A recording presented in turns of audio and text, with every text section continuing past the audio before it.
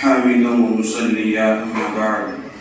قال الله تعالى في القرآن الكريم وفي القرآن المجيد بعد بفضل بسم الله الرحمن الرحيم وما أرسلناك إلا رحمة للعالمين. صدق الله العظيم. وقال نبينا صلى الله عليه وسلم عفى الله ورسوله إلا أن يكون أبا بكر. صدق رسوله النبي الكريم ونحن على ذلك من الشاهدين والشاكرين والحمد لله رب العالمين. தாஹ நபியின் தலைமைத்துவத்தை பார்த்து உலகத் தலைவர்கள் எல்லாம் வியந்து போனார்கள். தலைமைத்துவம் என்றாலே தாஹ நபிதான். தலைமைத்துவத்திற்கு என்னென்னலாம் வேண்டுமோ அது அனைத்தும் இருந்தது. அதிலும் முக்கியமாய் தொலைநோக்கு பார்வை, தொலைநோக்கு சிந்தனை ரசூலிடத்தில் இருந்தது. ரசூல் ஸல்லல்லாஹு அலைஹி வஸல்லம் அவர்கள் தன்னுடைய சக்ராத் நிலையில் இருக்கிறார்கள். கடும் காய்ச்சல், கடும் மயக்கம், தன்னால் இமாமத் செய்ய முடியவில்லை. அப்பொழுது ஏவுகிறார்கள், முரு அபா பக்கர் யுஸல்லி அலன் நாஸ், மக்களுக்கு தொழுவிப்பதற்காக அபூபக்கரை ஏவுங்கள். அதை கேட்ட அன்னை ஆயிஷா அவர்கள் வருகிறார்கள், ரசூலே, என்னுடைய தந்தை உங்களுடைய இடத்தில் நிற்பதற்கு மிகவும் கடினப்படுவார். என்னுடைய தந்தை மிகவும் இறங்குமானவர்கள். நீங்கள் ஹயாத்தாக இருக்கும் நிலையில் உங்களுடைய இடத்தில் நிற்பதற்கு அவர்கள் தயக்கம் அடைவார். அதற்கு பகரமாக உமர்கள் நாம் நிற்கிறீங்க ரசூலே என்று கேட்டார்கள். 2 முறை சிறிது சொல்கிறார்கள் அன்னை ஆயிஷா ரலியல்லாஹு அன்ஹா. 2 முறையும் சொன்னார்கள், முரு அபா பக்கர் யுஸல்லி அலன் நாஸ். கேட்டு பின்னாடி அன்னை ஆயிஷா ரலியல்லாஹு அன்ஹா சும்மா இல்லாம ஹப்ஸா கிட்ட போய், யார் தெரியுமா இந்த ஹப்ஸா, உமர் இல்லாத மகளா, உங்கள்கிட்ட போய் சொல்றாங்க உங்க தந்தை தொலைப்பதற்கு ரசூலுக்கு கோரிக்கை வைங்க. செல்கிறார்கள் ஹப்ஸா ரலியல்லாஹு அன்ஹா. கோரிக்கை வைத்தது அந்த அமீர். ரசூல் திட்டினார்கள், இன்னா குன்னா ஜவாஹிக்கு யூசுப் நபியின் பெண்களை கெடுத்த பெண்களை போன்று ஆகிறீர்களா? அதோட நிப்பாட்டில ரசூல் அஃபல்லாஹு வ ரசூலுஹு இல்லா அன் யகூன அபா பக்கர். அபூபக்கர் நியமித்து அல்லாஹ் ரசூல் முடிவெடுத்துட்டாங்க. அதை தடுப்பதற்கு நீங்கள் யார்? யூசுப் நபியின் பெண்களை போன்று ஆகிறீர்களா என்று ரசூல் கத்தினார்கள். வீடு அதிரும் அளவுக்கு கத்தினார்கள். அதுக்கடுத்து மக்கள் அபூபக்கர் நாயகம் தொழுவித்தார். அந்த இடத்தில் ரசூல் உமர் ரலியல்லாஹு அன்ஹு ஒரு சஹாபிக்கு இடம் கொடுத்திருந்தார். வஃபாத்திற்கு பின்பு மிகப்பெரிய ஒரு குழப்பம் இந்த இஸ்லாமிய சமூகத்தில் கண்டிப்பாக இருந்திருக்கும். இது மட்டுமா?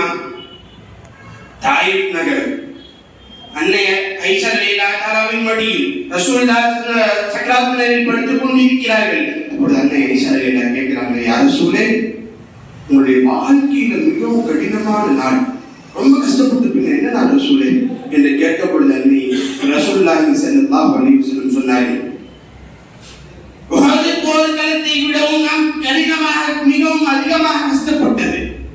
தாயிப் நகரத்தில் இருந்த 10 நாட்கள் தெருவோரம் இருக்கக்கூடிய கற்களை எடுத்து வணங்கிய அந்த தாயிப் மக்கள் பூவை போட்டு வரவேற்கிறது ரசூலை கல்லால் எரிந்து பரத்தினார்கள், சிறுவர் முதற்கொண்டு பெரியவர் வரை. அப்பொழுது ரத்தம் ஓடுகிறது.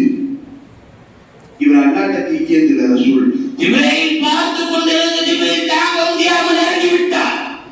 ரசூலை தாங்கள் சொன்னார், இந்த 2 மலையும் ஒன்று சேர்த்து உங்களை இந்த மக்களை நான் அழைத்து விடுகிறேன் என்று சொன்ன பொழுது ரசூல் சொன்ன வார்த்தை அல்லாஹு அக்பர்.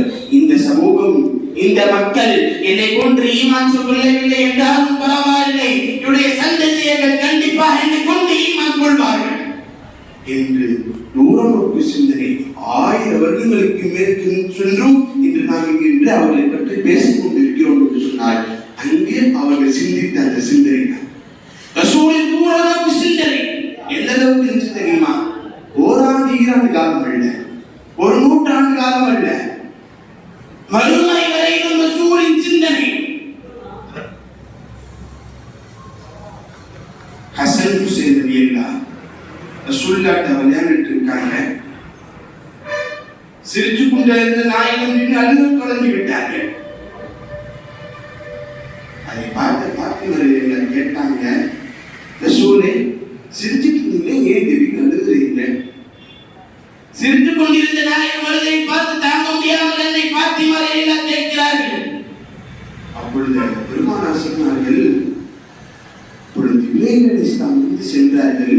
இந்த 2 பேர பிள்ளைகளுக்கும் இயற்கையான மரணம் இல்லை. ஒருவர் விஷத்தை கொண்டு ஷஹீதாக்கப்படுவார், மற்றொன்று போரினால் ஷஹீதாக்கப்படுவார் என்று சொல்லிவிட்டு சென்றார்கள். அதை எழுந்ததே நம்மா என்று கூறினார்கள். அப்பொழுது பாத்திமா எல்லாம் கேட்டார்கள், என்ன என்ற ஒவ்வொரு நபிக்கும் தனி சிறப்பு துஆ இருக்குமே, அதை கொண்டு உன் பேரருடைய அந்த மரணத்தை மாற்றி அமைக்கலாமே என்று கேட்டபொழுது ரசூல் சொன்ன வார்த்தை, நாளை மறுமையில் என்னுடைய உம்மத்தினர்கள் சூரியன் கீழ் நிற்கும் பொழுது, நாளை மறுமையில் என்னுடைய உம்மத்தினர்கள் வேர்வை கடலில் மூழ்கக்கூடிய நிலையில் அல்லாஹ்விடத்தில் நான் சிபாரிசு செய்வதற்காக அந்த துஆவை வைத்திருக்கிறேன். அது ஒருபோதும் யாருக்காகவும் நான் கேட்க மாட்டேன் என்று ரசூல் சொன்னார்கள். இந்த உலகத்துடைய வாழ்க்கைக்கு மட்டும் ரசூல் சிந்திக்கவில்லை, மறுமையுடைய வாழ்க்கைகளிலும் ரசூல் சிந்தித்தார்கள் என்பது இன்று வரலாறு பேசுகிறது. இந்த தொலைநோக்கு பார்வை என்பது ஒவ்வொரு திரைகளுக்கும் இருந்தால் இந்த சமூகம் முன்னேறும் என்பது எவ்வித சந்தேகமில்லை என்று கூறி என்னுடைய உரையை முடித்துக் கொள்கிறேன். வாஃபர் ரஹ்மான் அல்ஹம்துலில்லாஹி ரப்பில் ஆலமீன். அஸ்ஸலாமு அலைக்கும் வரஹ்மத்துல்லாஹி வபரகாத்துஹு.